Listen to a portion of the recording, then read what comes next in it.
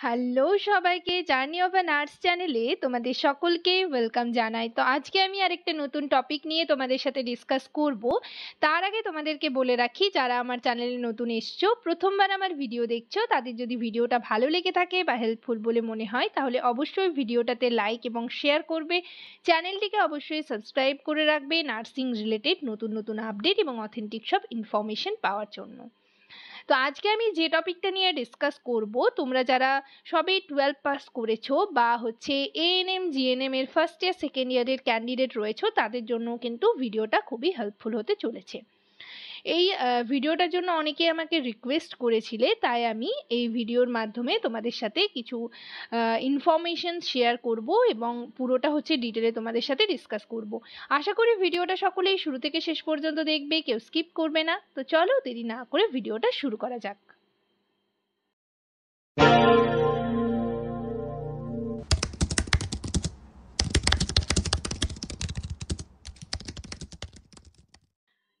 তো তোমরা যারা সবে 12 পাস করেছো বা হচ্ছে এএনএম জিএনএম এন্ট্রান্স এক্সাম দেবে বা হচ্ছে জেনপ্যাস ইউজি অর্থাৎ বিএসসির জন্য বিএসসি কোর্স করার জন্য ভেবে রেখেছো, তো তোমাদের জন্য কিন্তু মানে তোমাদের মাথায় একটা প্রশ্ন ঘুরছে যে এই কোর্সগুলো করলে মানে কোর্স কমপ্লিট করার পরই কি তুমি সরকারি চাকরি পাবে, বা হচ্ছে কোন কোর্সটা করলে সরকারি চাকরি আগে পাওয়া যাবে, কোন কোর্সটা করলে সরকারি চাকরি কনফার্ম।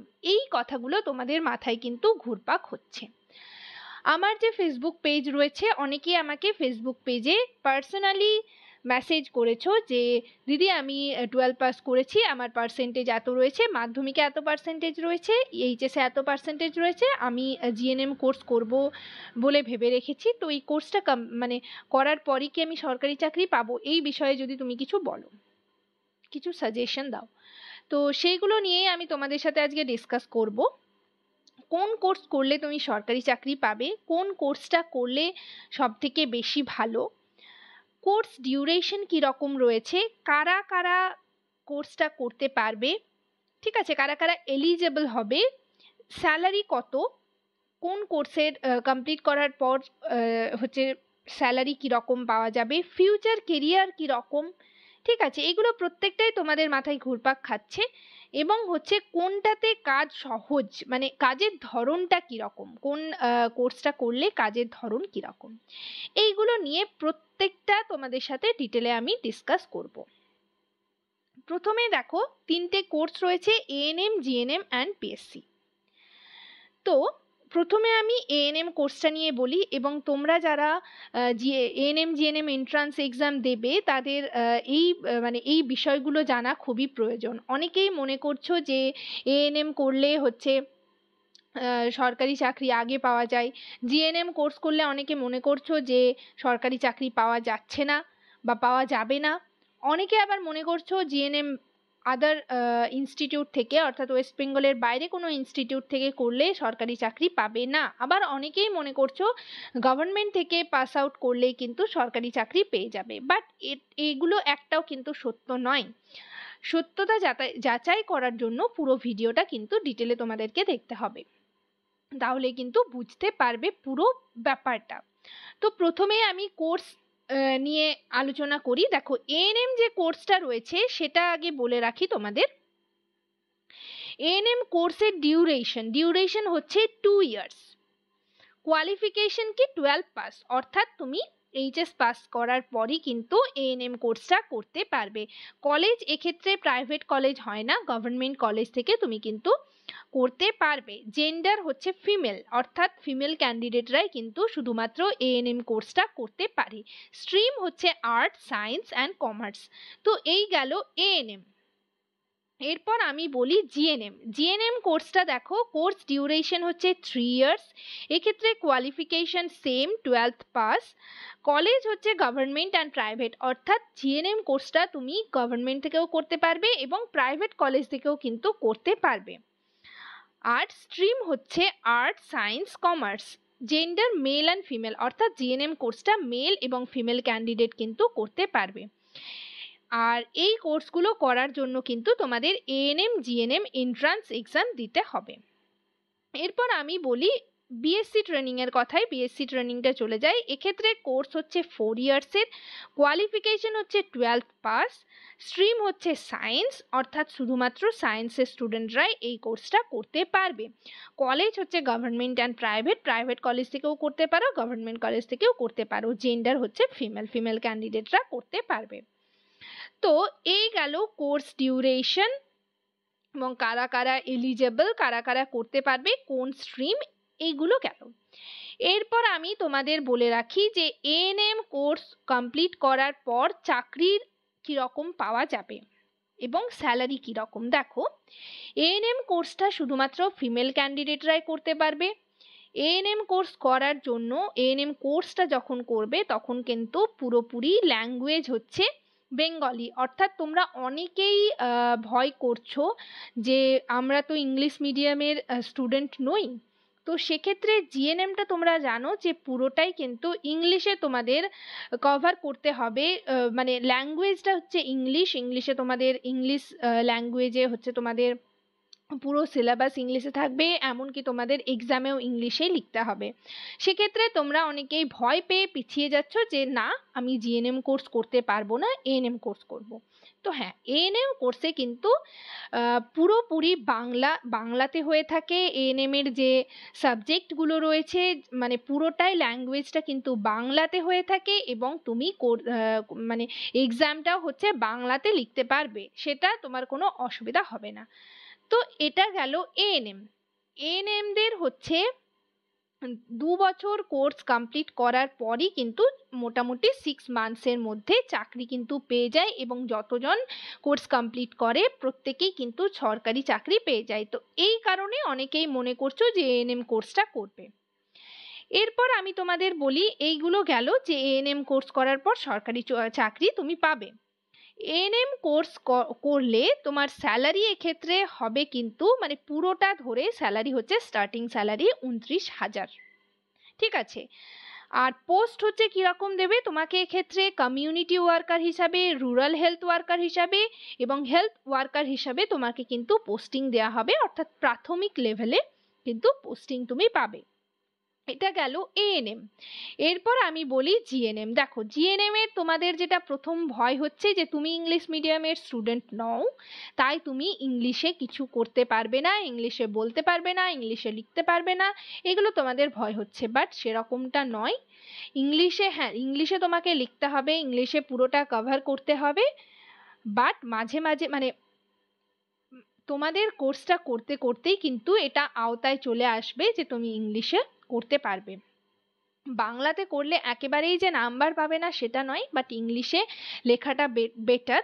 তার মাঝে মাঝে তুমি কিন্তু মানে বাংলাতেও লিখতে পারো, ঠিক আছে। বাংলা ইংলিশ অর্থাৎ মোদ্দা কথা হচ্ছে বাংলা ইংলিশ মিক্স করেও লিখতে পারো। বাট ফার্স্ট ইয়ারে তোমাদের একটু প্রবলেম হবে, বাট সেকেন্ড ইয়ার থার্ড ইয়ারে কিন্তু তোমাদের সেরকমটা প্রবলেম হবে না। থার্ড ইয়ারে তো একেবারেই প্রবলেম হবে না, তো সেদিক থেকে কোনো চাপ নেই। এরপর তোমরা যারা মনে করছো যে জিএনএম কোর্স কমপ্লিট করার পরই চাকরি হচ্ছে না বা চাকরি তুমি পাবে না, সরকারি চাকরি পাবে না, সেটাও কিন্তু ঠিক নয়, ঠিক আছে। জিএনএম কোর্স তুমি 3 ইয়ার্সের কোর্স কমপ্লিট করবে। কোর্স কমপ্লিট করার পর কিন্তু তোমাকে হচ্ছে কোর্স কমপ্লিট করার পর স্টাফ নার্স হিসাবে, তোমরা জানো স্টাফ নার্স হিসাবে তুমি পোস্টিং পাবে। তো সেটার জন্য তোমাকে কি করতে হবে, সেটার জন্য মেনলি তোমাকে কিন্তু নাম্বার ভালো ক্যারি করতে হবে। মার্কস বেসিসে তোমরা জানো গতবারের রিক্রুটমেন্ট, তোমরা যদি প্যানেল লিস্ট দেখো তো কীরকম কম্পিটিশন হয় তোমরা বুঝতে পারছো।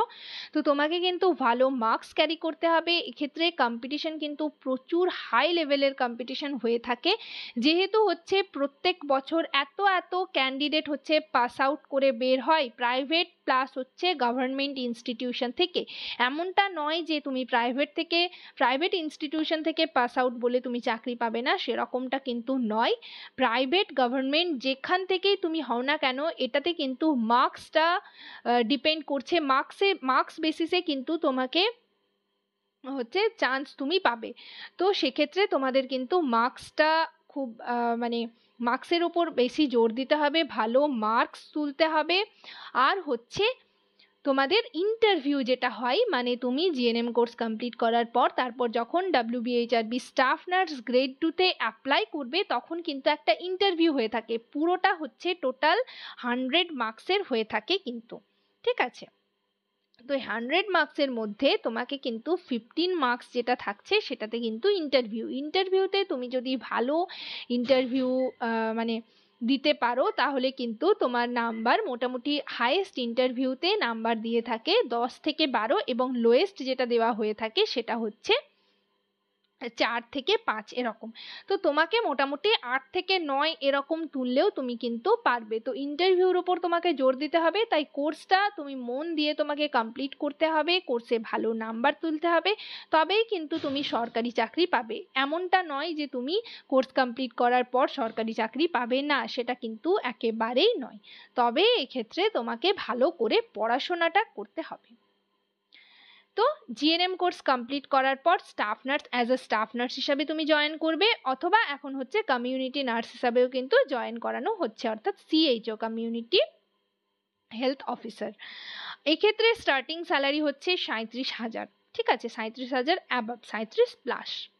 তো তার মানে তোমরা এক্ষেত্রে ডিফারেন্স করতে পারছো যে এএনএম থেকে জিএনএম এর মানে স্যালারিটা কতটা ডিফারেন্স রয়েছে। আর বিএসসি কোর্স কমপ্লিট করার পরেও কিন্তু তুমি স্টাফ নার্স হিসাবে জয়েন করতে পারবে। জিএনএম কোর্সে মোটামুটি তোমাকে 80%-এর ওপর নাম্বার থাকলে তবেই কিন্তু তুমি সরকারি চাকরি পাবে। Are expected cut off marks নিয়ে আমি ডিসকাস করেছি, তোমরা সেই ভিডিওগুলো দেখতে পারো যে কিভাবে মানে কত না মার্কস থাকলে তোমরা চাকরিটা পাবে, ঠিক আছে। তো এরপর একটু মার্কস নিয়ে ডিসকাস করা যাক। দেখো তোমরা যারা সবে যারা 12 পাস করেছো বা হচ্ছে GNM first year second year candidate, তারাও কিন্তু এই ব্যাপারটা জানতে পারো, ঠিক আছে। সেটা নিয়ে আমি একবার বলে দিই। দেখো মানে তোমাদের আমি বললাম যে টোটাল জিএনএম এ বসার জন্য জিএনএম কোর্স কমপ্লিট করার পর যখন তোমরা সরকারির জন্য অ্যাপ্লাই করবে তখন কিন্তু টোটাল মার্কস থাকছে 100, তার মধ্যে মাধ্যমিকে থাকছে 10, এইচএসে থাকছে 25, জিএনএম এ থাকছে 35, এক্সপিরিয়েন্সে থাকছে 10, ডিপ্লোমা একটা কোর্স হয় সেটাতে থাকছে 5, আর ইন্টারভিউতে থাকছে 15। তো তোমরা যারা সবে 12 পাস করেছো তাদের জন্য একটা কাজ রয়েছে, যেটা হচ্ছে তুমি মাধ্যমিক এবং এইচএস এর এই 10 আর 25 নাম্বারের মধ্যে কত পাচ্ছ সেটা কিন্তু তোমাকে ক্যালকুলেট করে বের করে রাখতে হবে। তাহলে তোমার মধ্যে একটা আইডিয়া আসবে যে জিএনএম এর যে 35 নাম্বার রয়েছে তার মধ্যে তোমাকে কত তুলতে হবে। আর এক্সপিরিয়েন্সের নাম্বার হচ্ছে স্টার্ট হয় 1 বছরে, তোমার 1 বছরের এক্সপিরিয়েন্স থাকলে তবে তুমি 2 মার্কস পাবে। তো সেক্ষেত্রে কিন্তু এক্সপিরিয়েন্সে তোমাকে 2 মার্কস পেতে হলে 1 বছরের এক্সপিরিয়েন্স কিন্তু থাকতে হবে। তো যেহেতু তোমরা সবে 12 পাস করেছো তাই মাধ্যমিকে যে 10 নাম্বার সেটা কিভাবে ক্যালকুলেট করবে সেটা আমি নিচে হচ্ছে ডেসক্রিপশন বক্সে লিংক দিয়ে দেবো, সেটা দেখে তোমরা মাধ্যমিক আর এইচএস এর নাম্বারটা মোটামুটি বের করে রাখো এবং সেটা আমাকে কমেন্ট সেকশনে জানাবে যে তোমাদের মাধ্যমিক আর এইচএস এর এই টোটাল যে 35 নাম্বারের মধ্যে তোমার মার্কস কত হচ্ছে, ঠিক আছে। মোটামুটি 25 থেকে 30 যদি হয়ে থাকে তাহলে কিন্তু তোমার একটা চান্স রয়েছে সরকারি চাকরি পাবার।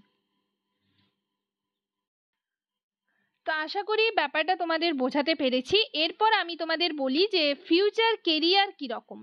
অর্থাৎ দেখো এএনএম কোর্স কমপ্লিট করলে এএনএম এ তুমি চাকরি করছো, স্যালারি তোমাদের বললাম। তো এএনএম থেকে যদি কেউ হায়ার স্টাডিজের জন্য যেতে চাও তাহলে কিন্তু তাকে জিএনএম এর কোর্স করতে হবে, মানে এএনএম এর পর হচ্ছে জিএনএম আরও 3 ইয়ার্সের কোর্স করতে হবে। তো সেটা মানে বুঝতে পারছো কতটা টাইমের একটা ব্যাপার। তুমি এএনএম 2 বছর করছো, তারপর আরও তোমাকে এক্সপিরিয়েন্স করার পর কিন্তু জিএনএম এ আরও 3 বছর টাইম ওয়েস্ট করতে হচ্ছে। তো সেদিক থেকে কিন্তু জিএনএম কোর্সটা করা বেটার। এক্ষেত্রে স্যালারি যেরকম বেশি এবং হচ্ছে এতে হচ্ছে হায়ার স্টাডিজেরও কিন্তু অনেক সুযোগ সুবিধা রয়েছে। জিএনএম কোর্স করার পর তুমি হচ্ছে পোস্ট বেসিক বিএসসি করলে তারপর এরকম করে কিন্তু অনেক তুমি হায়ার স্টাডিজ করতে পারবে এবং এক্ষেত্রে তোমার পোস্ট কিন্তু আরও হায়ার পোস্টের দিকে তুমি যেতে পারবে। তো এএনএম এর থেকে জিএনএম এ কিন্তু হায়ার স্টাডিজ করার বা ফিউচার কেরিয়ার গড়ে তোলার কিন্তু বেশি সুযোগ সুবিধা রয়েছে এবং এক্ষেত্রে জিএনএম এর ক্ষেত্রে স্যালারিও বেশি। ঠিক আছে। আর কোনটাতে কাজের ধরন কিরকম দেখো সেটা আমি তোমাকে বললাম তোমাদের, যে এএনএমটা হচ্ছে প্রাথমিক লেভেলের কাজ, রুরাল হেলথ ওয়ার্কার হিসাবে তোমাকে কাজ করতে হবে, হেলথ ওয়ার্কার হিসাবে কাজ করতে হবে, অর্থাৎ পুরোটাই কিন্তু কমিউনিটির ওপর, তোমাকে কমিউনিটি বেস হয়ে থাকে, কমিউনিটির পিপলদের ওপর কাজ করতে হবে। আর জিএনএমটা হচ্ছে তোমাকে কিন্তু হসপিটালের ইনডোরে কাজ করতে হবে অ্যাজ আ স্টাফ নার্স হিসাবে। ঠিক আছে, তো আজকের ভিডিওতে আমি এগুলোই ডিসকাস করলাম। এরপর আমি তোমাদের আরও বিষয়টা ভালো করে বলার চেষ্টা করব। এখন তোমাদের একটা কাজ হচ্ছে, যেটা হচ্ছে তোমাদের এই যে জিএন মাধ্যমিকে 10 এবং এইচএসে 25, এই 25 আর 10-এ 35 নাম্বারের মধ্যে তোমাদের মার্কস কত হচ্ছে সেটা জানানো, সেটা তোমাদের নিজেদের বের করতে হবে। তো যাই হোক, আজ আর সেরকম কিছু বলছি না, আমি এগুলো নিয়েই তোমাদের সাথে ডিসকাস করলাম। এরপর তোমরা ঠিক করো যে তোমরা কোন কোর্সটা করবে, জিএনএম করবে নাকি এএনএম করবে। ঠিক আছে, আর কিছু যদি জানার থাকে অবশ্যই আমাকে কমেন্ট সেকশনে কমেন্ট করে জানাবে। আজকের সেশন এই পর্যন্তই। ভিডিওটা যদি ভালো লেগে থাকে বা ইনফরমেটিভ বলে মনে হয় তাহলে অবশ্যই ভিডিওটাতে লাইক এবং শেয়ার করবে। চ্যানেলটিকে অবশ্যই সাবস্ক্রাইব করে রাখবে নার্সিং রিলেটেড নতুন নতুন আপডেট এবং অথেন্টিক সব ইনফরমেশন পাওয়ার জন্য। সবাই ভালো থেকো, সুস্থ থেকো। নেক্সট ভিডিওতে আবার তোমাদের সাথে দেখা হচ্ছে। Thank you.